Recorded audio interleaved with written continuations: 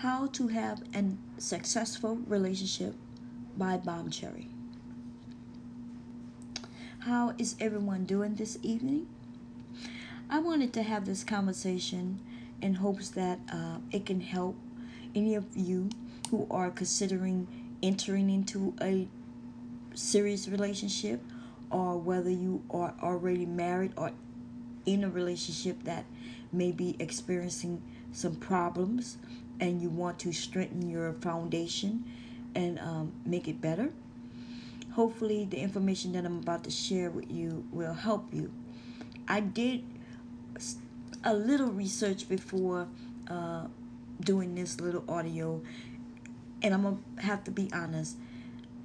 The bull that is out there, the quotes that are out there, the information that people is putting out there sounds great, but it's really no information at all. If you are really trying to strengthen your relationship, these things these people have put up here will not work at all. Okay, let me read through some of them. As a matter of fact, there's one called 10 Tips for a Successful Relationship. I think that's what it says. Let's see. Yes. Uh, Relationship comes with ups and downs. That's number one.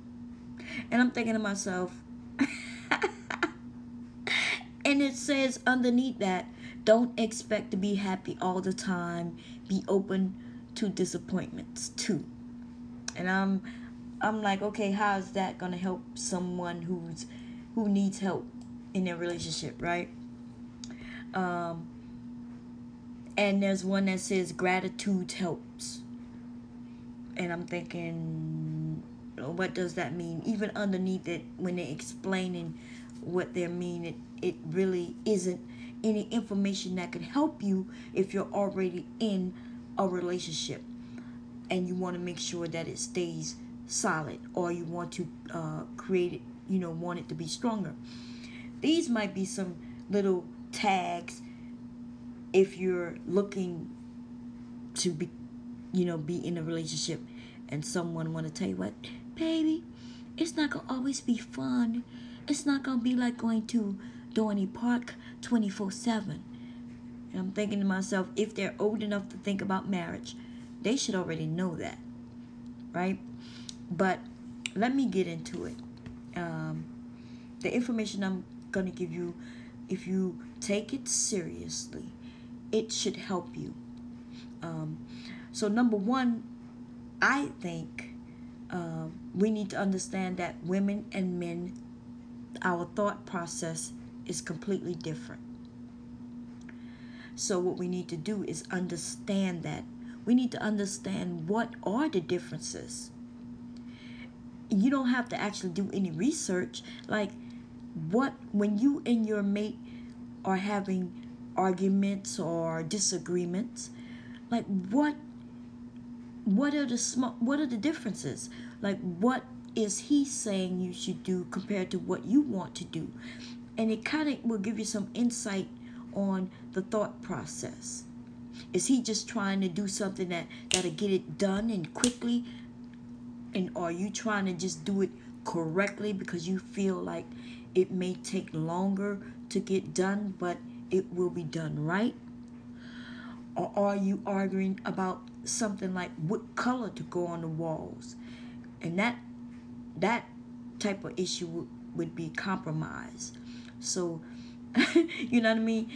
I hope you all not having issues about colors that might be placed on your walls, because like I have heard of people actually going through divorce because of those type of problems. Those aren't not problems.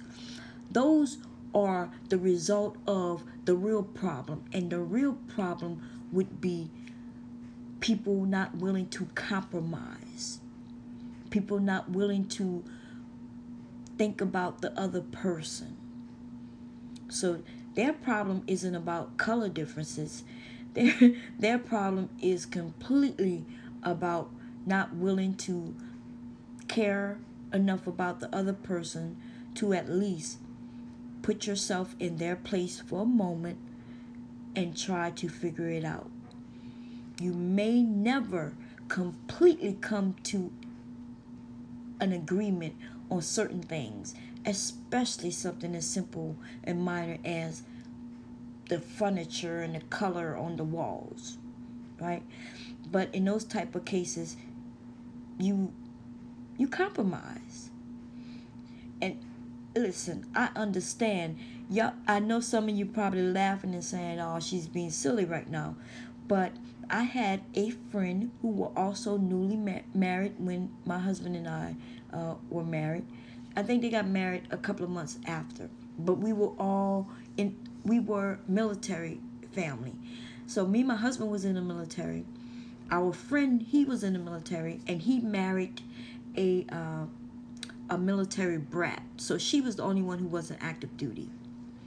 And she was, because she wasn't the actual military person, she married him, and she was the type of female who, well, I don't want to go into that, but let's just say that when they received their housing, she was the decorator, right? And you think, and I thought back then that, okay, the female is the decorator, so I'm gonna go in and I'm gonna beautify my house. I'm gonna make it like a home. It's gonna be like a real home. And that's what she did. But she went and did these pretty things, like the bedroom ended up being like the bedroom of a teenage girl, and her husband didn't like it. But she spent all that money, and she was like, well, this is my house. I'm going to decorate it the way I want. Not for one moment did she think that he had to sleep in that room also. What man wants to come home and go to his bedroom to relax, sitting in all pink, especially at the young age of 20, 21 years old? But he did it. He did it because he had any choice. Mind you, that marriage did not last long at all. Okay? Not at all. Not at all. But people have ended up divorcing behind decorating ideas. And she wants something more expensive, and he doesn't. And he don't want to tell her, well, I just can't afford it. He just want to tell her, well, you don't need that. And so she thinks that, well, he's just trying to stop her from getting the best, the best, and she deserved the best. That's both of their faults, because he should have explained, I don't have the money to afford that. We shouldn't be putting the money into something as silly as this. So maybe she could understand that point of view, but she think he has all the money in the world. That's what she assumes. So she's thinking, well, why is he putting a cap on something he knows that I want? So that is a communication issue. So that brings me to my next point: communicating with your mate. Men, you are the worst at this. I say this because, and I hear it all the time, where men, you walk in the door, you're complaining because your girlfriend or wife looks at you and she's like, what's wrong? And you're like, nothing's wrong. She knows something's wrong with you. Even at the time, you may not feel like something is wrong with you. But we can tell by the way you move, the way you speak, the way you walk. We can literally see it on your face, and it's almost like it's just written all over you when you're angry or upset, mad, when you just feel beaten up on. We can actually see those things. So women will act, what's wrong? And the first thing come out of your mouth is nothing. That is where you are helping to make problems, because we know something's wrong with you. We just don't know what it is. So if you're having a bad day at work, tell her, I had a bad day at work. And if she want to know more about it and you don't feel like you want to talk about it at that time, let her know you don't feel like talking about it right now. You just want to forget it.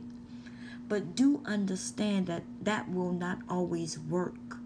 That it's okay for you if you love this woman and you trust her. And ladies, you need to understand as well. A man has to trust you in order to share certain information with you. Sometimes that's how you could tell that he really loves and trusts you, when he's able to come home and share. When he, if he feels like it, which they hardly never do, but if he had to cry, he feels safe enough to cry around you. I just want some of you ladies to know that some of you will never get that because you are so harsh on males. Like, the way you speak around your man lets him know how you will react to certain things. If you're always talking about how another man need to man up, and you're always speaking about how men shouldn't whine and how men shouldn't cry and how men shouldn't complain, you're not going to have a man who will come to you in his time of need, for the fear that you will put him down as well. So some of you are actually creating the issues that you have. You're wondering why he's not communicating with you. He doesn't trust you. He doesn't trust you enough to be able to say, I messed up at work today. Maybe he made a mistake and he got scolded for it, written up for it. He doesn't feel safe enough to come and say, well, yeah, I'm kind of pissed off at my boss because, I messed up. If you one of them wives who, well, why did you mess up and why didn't you do it right? And instead of being that, well, like myself, I'm one of those people, well, I don't know why they getting on you about that, because they know you don't normally do things like that, right? So I'm reassuring him that, first of all, I'm okay with him, whatever, I'm here for him to make sure that he,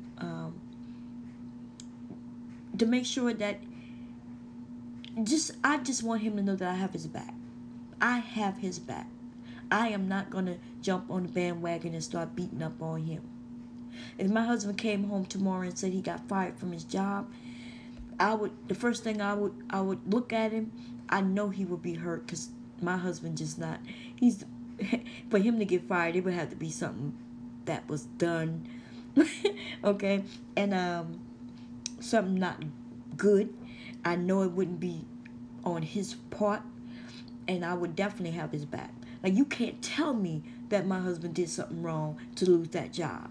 And if he's ready, I will let him know that I'm ready. We can go to that job and whip everybody ass.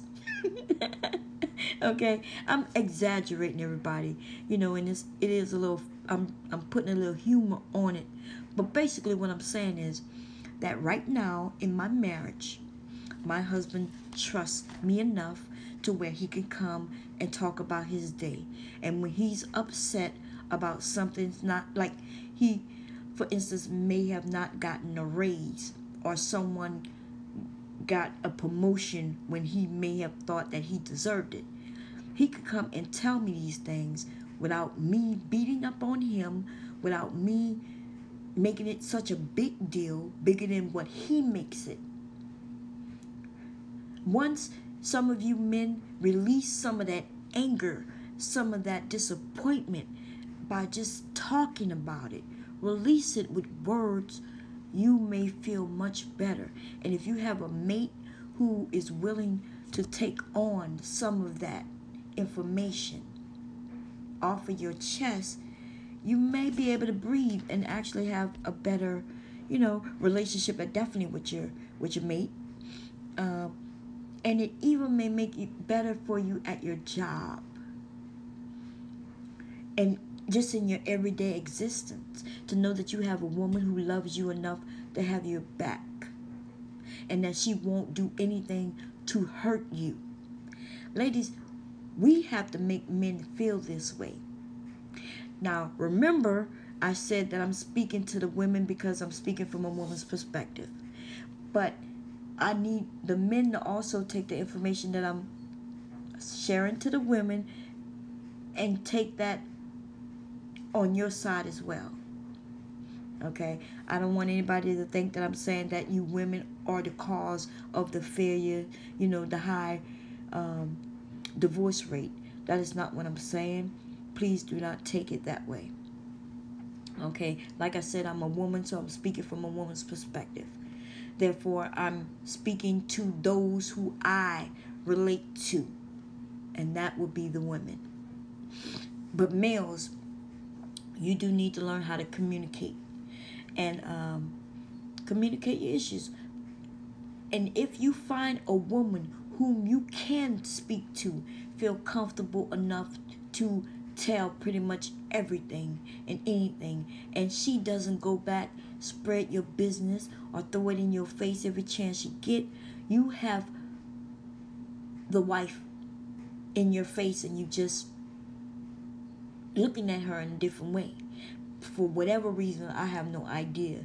But you're not going to always find that where some woman will always look up to you and have your back. There's a lot of women who will have their man back. It's just that we all aren't for everyone. Okay, so that's all I'm saying. Sometimes you might have to look in the places where you have been ignoring to search for your mate. Stop looking for big titties and big ass. The woman for you might be a thin, sweet, she might be a thin female. Or she might be a BBW. She might not be a black woman. She might not be a white woman. So basically what I'm saying is it might not be, you might not find your mate in the place that you're looking, especially if you haven't found it yet. Maybe you might want to broaden your search. Okay. Pretty much I think I hit on everything that I wanted to talk about in this video. I do have other information to share because it's more complicated. It's a little more detailed, and I'll do another video. But I just want everybody to know that we need to be respectful of each other. If you love someone, love is one of those words that when people ask me about my marriage, and I give them some information, and they'll say, well, you didn't use the word love. And then I try to explain to them, well, love is relative. What does love mean to you? So I explain to them that the things that when they want to know, well, what's so special about my husband, and I give them, the things that I think make him special, those are the things that I love. Those are the reasons why I love him. So, to tell me that I didn't use the word love is really, I don't like using that word when I'm giving examples about relationships. Okay, because the word love, like I said, what is the meaning of the word love? What is the meaning of the word love? That's a good idea. If everybody who listening to this, if you can give me your meaning of the word love in the comment section, I would appreciate that. Maybe I can base my next audio on that information. To me, love is respect. To me, love is paying attention to the person, making sure that they are okay.